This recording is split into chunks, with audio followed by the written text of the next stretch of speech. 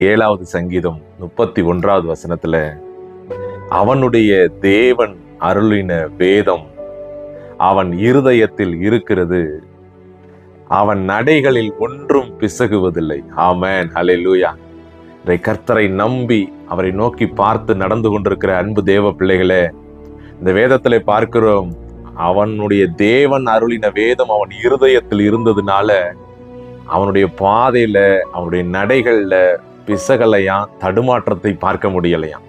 இன்றைக்கு உங்க வாழ்க்கையில கூட ஒரு மாதிரி தடுமாற்றத்தோடு நீங்கள் போய் கொண்டிருக்கிற மாதிரி ஒரு சூழ்நிலையில நீங்க உங்களை நினைத்து பார்த்து கொண்டிருக்கிறீங்க அப்படின்னா, நன்றாய் புரிந்து கொள்ளுங்கள், இந்த வசனத்தை இருதயத்திற்குள்ளே கொண்டு வாருங்கள். இந்த வசனம் நமக்கு தெரியும், நாம் எல்லோரும் கேள்விப்பட்டிருப்போம். ஆனால் அந்த வார்த்தை இருதயத்திலே இருக்கிறதா, இருதயத்தில இருந்து அதை நாம் செயல்படுத்துகிறோமா என்று உங்களை நீங்களே சுய பரிசோதனை செய்து பாருங்கள். அப்படி உங்களுடைய இருதயத்தில் இந்த வார்த்தையை கொண்டு போகும் பொழுது உங்களுடைய வாழ்க்கையில நீங்கள் பார்க்கக்கூடிய காரியம் என்ன தெரியுமா? பிசகுவதில்லைன்னு சொல்லப்படுகிறது. இது மாத்திரமல்ல, ஒரு திருப்பிக் கொள்ளுதலின் அனுபவம் உண்டு. இதுவரைக்கும் உங்க வாழ்க்கையில எதையெல்லாம் நீங்கள் இழந்து போயிருக்கிறீர்களோ அத்தனையும் தேவன் திருப்பி தரக்கூடிய ஒரு அனுபவத்திற்குள்ளே உங்களை கொண்டு போக விரும்புகிறார் அன்பானவர்களே. காரணம், இந்த வார்த்தை இருதயத்திற்குள்ளே வந்துருச்சு அப்படின்னா இந்த அனுபவத்திற்குள்ளே தேவன் நடத்துகிறார். இதை குறித்து 1 சாமுவேல் 30வது அதிகாரம் 8வது வசனத்துல சொல்லப்படுகிறது. தாவீது ஆண்டவரை நோக்கி கூப்பிடுறார், ஆண்டவரை நோக்கி ஒரு கேள்வி கேட்கிறார். என்ன அப்படின்னா, அந்த தண்டை நான் பின்தொடரட்டுமா, பிடிக்கட்டுமா அப்படின்னு கேட்கிறார்.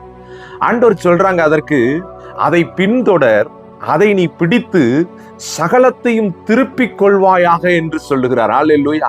தாவீது இழந்து போன சூழ்நிலையில ஆண்டவரிடத்துல கேட்கிற ஒரு காரியம், அந்த தண்டை நான் பிடித்துக் கொள்ளவா அப்படின்ற பொழுது ஆண்டவர், நீ அதை பிடித்துக்கொள், பின்தொடர் என்று சொல்லும் பொழுது, நீ அதை பின்தொடர்னா எல்லாவற்றையும் நீ திருப்பிக் கொள்வ அப்படிங்கிறாரு. அதே போலதான் இன்றைக்கு தேவன் அருளின வேதத்தை நீங்கள் உங்கள் இருதயத்தில் வைத்து அதை நீங்கள் பிடித்து கொண்டு உங்கள் வாழ்க்கையை இந்த வார்த்தையின் பிரகாரம் நீங்கள் அமைத்து இந்த வார்த்தைக்கு ஏற்றபடி நீங்கள் செவி கொடுக்கும் பொழுது உங்க வாழ்க்கையில என்னென்ன காரியத்தை எல்லாம் நீங்கள் இழந்து போயிருக்கிறீர்களோ அத்தனை காரியத்தையும் தேவன் திருப்பி தரக்கூடிய வல்லமையை நீங்கள் பார்ப்பீர்கள். திருப்பிக் கொள்கிற ஒரு அனுபவத்துக்குள்ளே உங்களை கொண்டு போய் உங்களை மகிழ பண்ணுவார்.